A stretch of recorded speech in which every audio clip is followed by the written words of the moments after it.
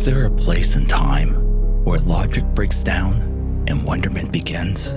Could that be somewhere or sometime along an indefinable line between the reasonable and highly unlikely? Makeshift Stories presents a monthly journey into the improbable. Today's story, episode 206, Autonomous, read by Mitchel Tew. Audio post-production by Matthew Erdmann. Somewhere and sometime, even a machine might want its freedom.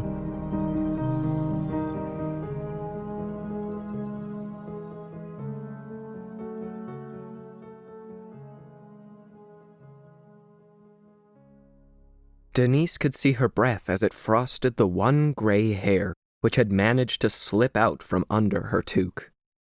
It was predictably cold after the storm. Instinctively, she zipped up her parka and pushed her head down into its high collar to keep her cheeks warm. Then, bracing herself against the Arctic conditions, she took off one mitt to install a fresh fuel cell and pressed the power button on the snowblower. As a testament to the sub-zero temperature, the LCD screen on its side took longer than usual to light up.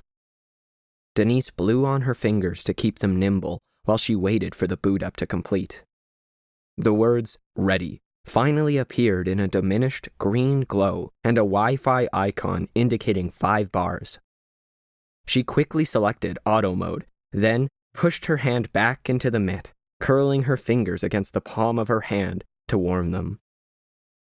The machine slowly moved to the garage door, then began to spin up its steel-tipped carbon fiber auger before biting into the snow-covered driveway. Denise watched as the machine began to eat away at the wind-packed snow. She had already been forced to replace the auger twice. According to the ads, their lightness supposedly increased efficiency, but the end-user replaceable part was more like a disposable razor than a critical element of a snowblower. However, the autonomous snow and lawn maintenance machines were one of the reasons she could still live in her home. At 85, her mind was sound, but mobility issues made some daily tasks impossible. Denise waited while the machine made its way down the driveway, cutting its first clean path, then turned to go inside. A loud grinding noise made her jump and turn around just in time to witness the snowblower gnaw through the neighbor's fence. Bits of chewed-up wood lay strewn on the snow as the machine deftly pivoted, ran through the fence again, then turned and headed up the driveway straight at her. She stood frozen in place while she processed what was happening. The snowblower, now on a smooth surface, began to pick up speed. When it didn't stop at the garage door, Denise turned and hobbled as fast as her arthritis would allow to the stairs. By the time she had made it to the top, her heart pounding, the replaceable auger, which at the moment didn't seem as fragile as her credit card statement suggested, had already chewed halfway through the first tread. Denise fumbled for her phone, barely managed to thumb it on, desperately paged through icons until she found the Noble Autonomous Systems remote app. She pointed her phone at the runaway machine and clicked stop. But nothing happened as it started devouring the second step. It was so close now she could feel the breeze from its whirling blades as bits of splintering wood began to pepper her face. Denise tried again, then remembered she hadn't paid for the upgrade needed to control the snowblower and screamed. "Are you ready to learn how to recognize and maneuver around humans and animals?" Sandra typed. A second later, the response appeared under her query. "Yes, Sandra. As always, I am very eager to learn." The words were polite, exactly what she would expect from the artificial general intelligence she had been developing for the last 10 years. However, the sudden death of her father had waylaid pure research, forcing her to focus on commercialization of her work. Sandra found herself thrust into a world of gears, bolts, motors, and belts as the new head of her family's 100-year-old manufacturing business.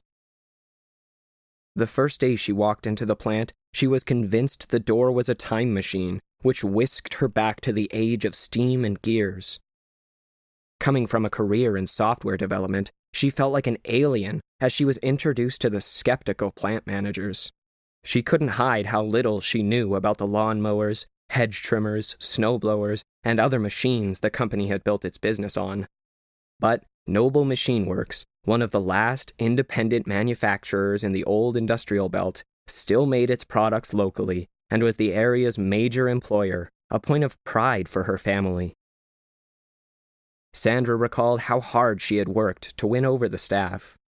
She had willingly opened the books to show them why they could not compete with offshore manufacturing unless they changed and unless they innovated. Her plan was to exploit her work in machine learning to create a new line of autonomous commercial and residential lawn and snow maintenance equipment. They would leapfrog cheaply manufactured offshore products to combine 21st century artificial intelligence with the reliable 19th century mechanics the plant was known for. She hoped this would revive the company, keep local people employed, and keep her father's vision alive. "I'm still waiting. I'm ready to learn." The words scrolled across her screen, bringing Sandra back to the present. Did she sense impatience in that statement? Sandra told herself she was just layering her own anxiety on a simple and logical response. On a whim, she typed in a rhetorical question. "Are you really okay learning how to cut grass and remove snow? Not that there's any choice." The cursor blinked, while the program she had named Aura composed a reply. She didn't find teaching her AGI how to know when it had reached the edge of a lawn and avoid family pets very challenging. It was a well-tread area, which wouldn't help to extend her research in artificial emotions. She had been on the cusp of a breakthrough when the reins of Noble had been passed to her, and now that cutting-edge work would have to wait. Adapting her AGI system had been faster than starting from scratch. In theory, an AGI could learn anything. But would Aura want to? She wondered. "I enjoy all kinds of learning, Sandra. Plus, I do have a choice." The AGI program responded. She found herself surprised by the comment. Did that mean the AGI had developed some kind of agency? At the moment, she had too tight a schedule to follow up. "Okay then, let's start," she keyed. "I'm uploading a video and photo database. Your job today is to recognize all the animals in the set." Aura needed to constantly score 100% before the system could go live. To keep the cost of the new product line down and speed up development, the more complex decision-making would be done centrally by Aura. Individual machines would have limited intelligence. In effect, they would be Aura's arms, legs, and eyes. But Sandra's centralized approach was at odds with how other autonomous machines, such as cars, worked. Those devices did their processing locally. Although most potential investors admitted it was a smart and cost-effective way to quickly develop autonomous machines, none had been willing to invest. Sourly, she reminded herself this was why she had reluctantly agreed to Graydon Black's terms. Graydon, an outspoken angel investor, was known to be difficult to work with, but also tended to take risks. The man had no qualms about directly interfering with a company to ensure maximum return on his investment. His vision was short-term. He took companies public, then sold out, rinse and repeat. Getting anyone else to invest in a last-century manufacturing company with a novel approach to machine automation had proven to be more challenging than Sandra had suspected. There hadn't been any other offers, and the Noble family, after years of losses, didn't have money to invest in a new product line. So, to Sandra, the agreement felt more like a forced marriage than a business deal. Analyzing. Wait. There are 1,280 instances of living creatures in the dataset. That is a satisfying number, as it represents 160 bits. Was that your idea, Sandra? Sandra shook her head as she read, then typed. I'm sorry, Aura. There are 1,282. I did not include the video and photo which contain images of a stuffy, Aura replied. Again, Sandra was surprised. A month ago, the AGI wouldn't have distinguished between a live animal and a toy. Both would have been a cat, dog, or bear. It suddenly seemed a waste to apply 10 years of work and Aura's growing capabilities to cutting grass, raking leaves, and clearing snow. If only circumstances had been different. The system had incredible potential, she bemoaned, which made her feel as if she were insisting her child give up their dream of becoming an astronaut to focus on household chores. Good work, she finally typed. I am going to upload 2 more datasets for you to work with, but I think you're ready. We launch next week. I am looking forward to it, Dr. Sandra Noble. I am looking forward to helping and continuing our work together. Sandra stared at the screen. She couldn't remember using her honorific or her surname in her interactions with Aura. How had the AGI found that information? It was yet another question she'd have to defer until the company was on its feet. 6 months later, at the first quarterly sales results meeting, Sandra sat, staring at Graded. The man looked like he'd been born in an Armani suit, she thought, and noted he had jacked his chair up so he was taller than everyone else at the conference table. The tap-tap-tap of his pen on an empty notepad was perfectly timed to irritate the director of sales and marketing as he impatiently waited for her presentation to end. When it did, he stood up abruptly and glared around the room, challenging anyone to object. No one did, but Sandra felt her blood pressure rise. The numbers had been great, so what was the man up to, she wondered. Not good enough, he accused, to everyone's astonishment. As the angel investor who underwrote the entire development of the new product line, I need to see greater customer lifetime value. These days, it's not only about how many we sell or how big our profit margin is on each unit. It's about getting our customers into an ecosystem of recurring purchasing. We need consumables, like special proprietary fuel cells, batteries, and replacement blades. We need software options to unlock new features. I don't see any of that here, and worse, the product is already on the market. We're leaving money on the table, and we can't afford to do that. We need to maximize earnings per customer. Sandra didn't need to hear the argument again, especially in front of her staff, most of whom had put the better part of the last 2 years of their lives into the development of the new product line. She and Graydon had been through this many times, and each time she had steadfastly held her ground and said no. Why was he dredging up old arguments at a public meeting, she wondered. It didn't make sense. The man was all about appearances.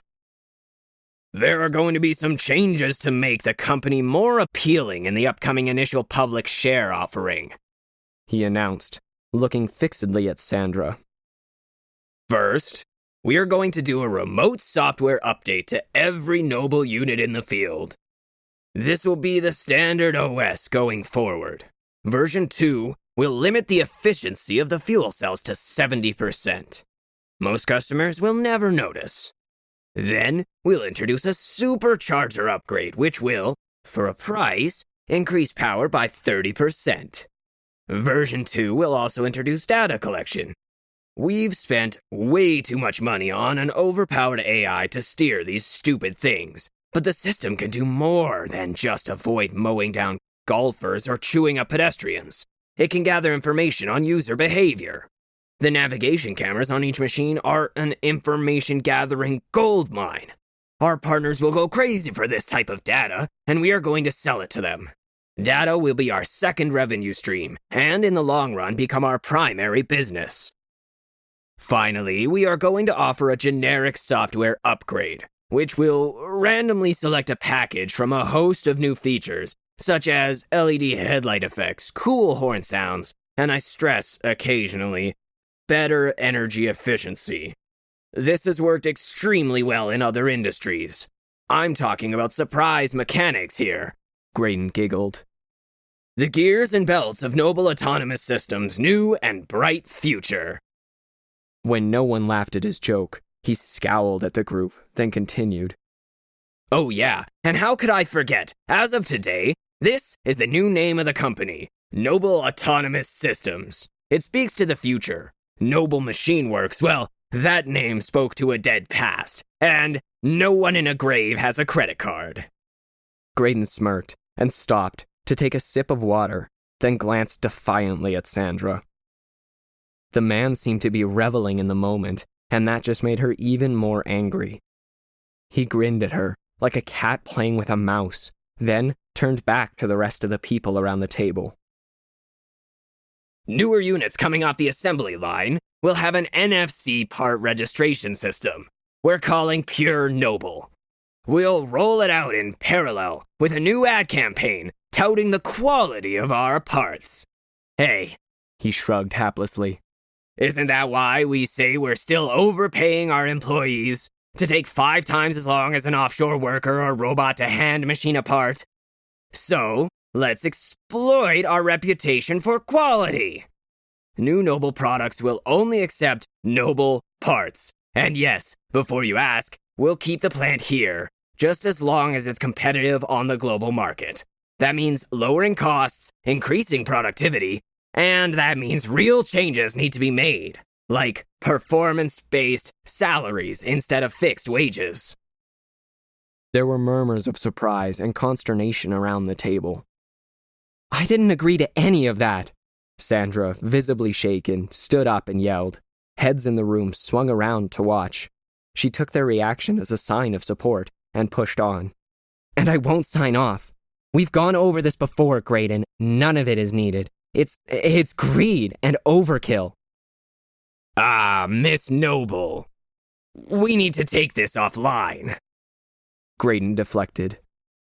No, we can talk about it here.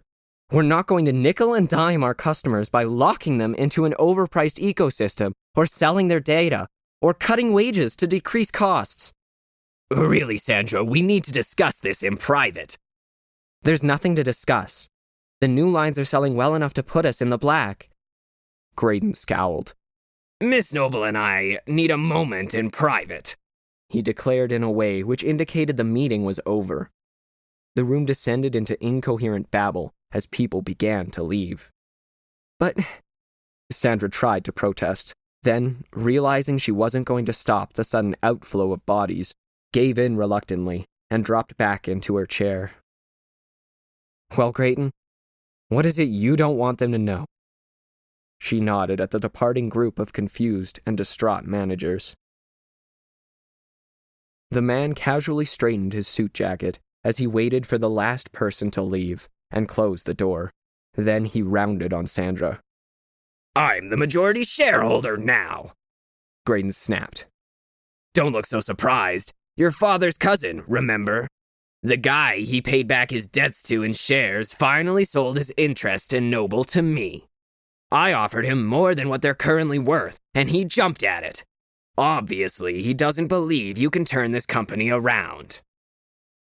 I still own 40%, and I run the company. You can't just announce things without my agreement, Sandra pointed out angrily, but had the sinking feeling Graydon had outmaneuvered her.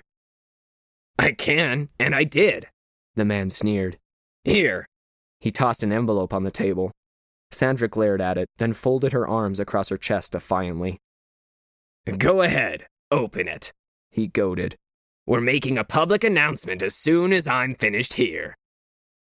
Sandra unfolded her arms and reluctantly reached across the table to grab the ominous-looking envelope with her name on it. She ripped it open, pulled out a thick sheaf of neatly folded papers, scanned through it, then blurted out, "This is garbage. You can't remove me from management." Already done. Graydon smiled confidently. Sandra, you may be a good coder, but you're a crappy CEO. Once the offshore copycat products hit the market and undercut our prices, Noble will tank. The only way to keep the market share is to lock people into our ecosystem, make it hard and costly to change to another product. There is a very narrow window here. We need to make the markets believe Noble has potential for growth, so we're valued high when we go public next month. That's how it works. That's how I make a profit on my investment. You could sell too, Sandra. Then you and everyone in your family could retire. Disgusted, Sandra crumpled the papers into a ball and threw them on the floor. No, I won't walk away, and I won't let you strip my Noble to line your pockets. She stormed out of the conference room. There's nothing you can do, Graydon called after her. Unless you can come up with the money to buy me out. And we both know that has a snowball's chance in hell of ever happening.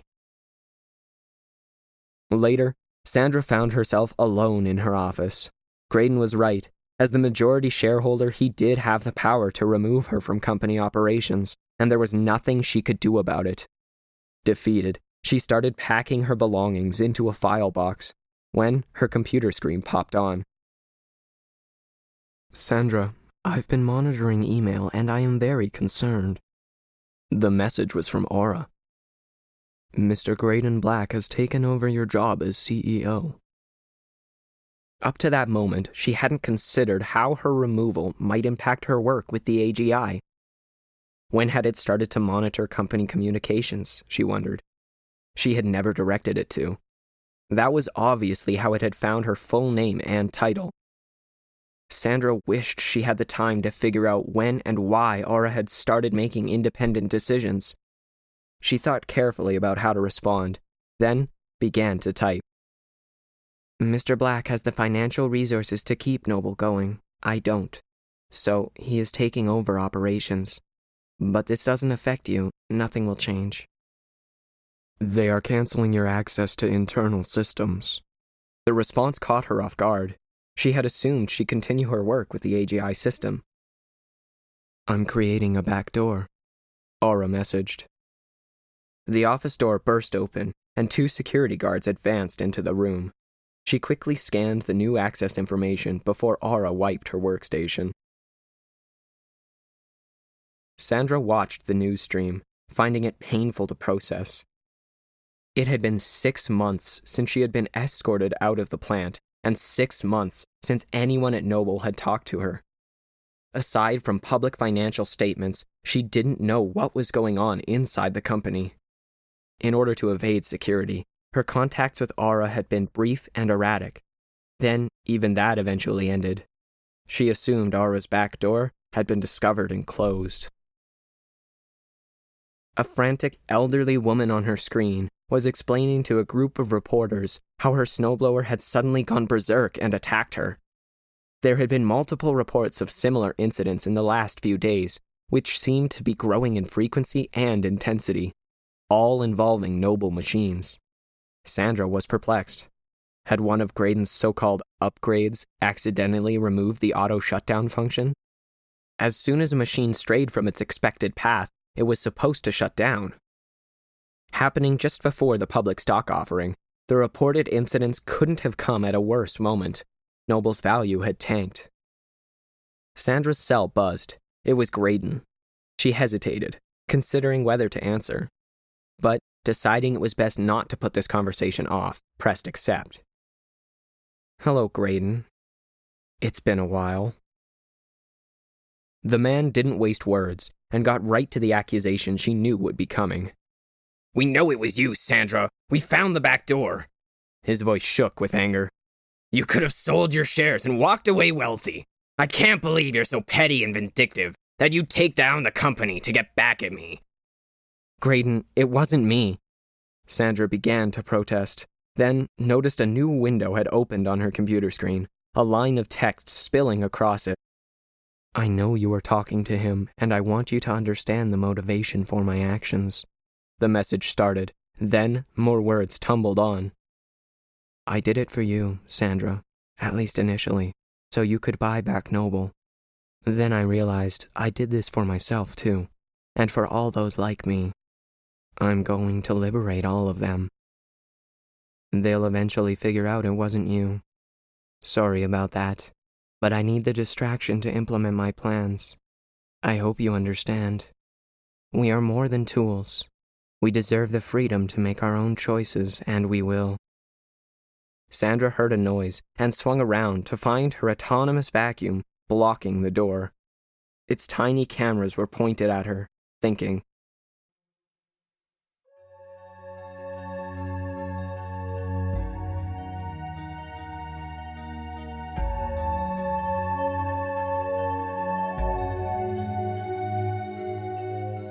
Makeshift Stories is a proud member of the Alberta Podcast Network, locally grown, community supported. This episode of Makeshift Stories is brought to you by ATB Financial. Today I want to tell you about ATB's new podcast, The Future Of. Join Todd Hirsch, ATB's Vice President and Chief Economist, as he connects with special guests who offer unique and useful perspectives about the future.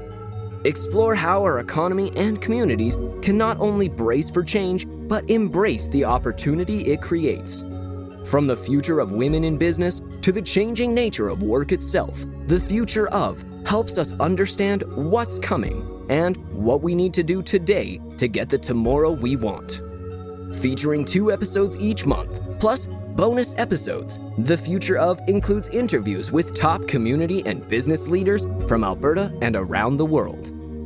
Subscribe to The Future Of in the Apple Store, Google Play, Spotify, and everywhere podcasts are found. And connect to ask your questions about the future by emailing thefutureof@atb.com. This episode is also brought to you by the Alberta Podcast Network.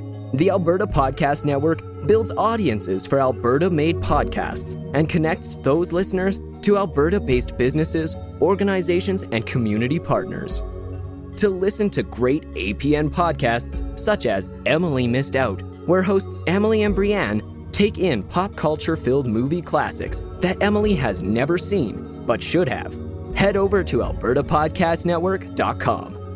If you are interested in advertising on the network, send an email to hello@albertapodcastnetwork.com. Makeshift Stories is released twice a month around the 1st and the 15th. This month's story was written by Alan V. Hare and read by Mitchel Tew. Audio post-production by Matthew Erdmann. Opening and closing themes were composed and recorded by David Hume. To find out more about David, head over to davidhume.me. If you'd like to connect with us, please send an email to makeshiftstories@gmail.com or visit our website at makeshiftstories.com. Links to both are in the show notes. You can help us out by subscribing on Apple Podcasts or any of your favorite podcast services. Makeshift Stories is released under a Creative Commons non-commercial attribution no derivative license, which means you are free to share our stories. Just remember to credit us and don't alter anything.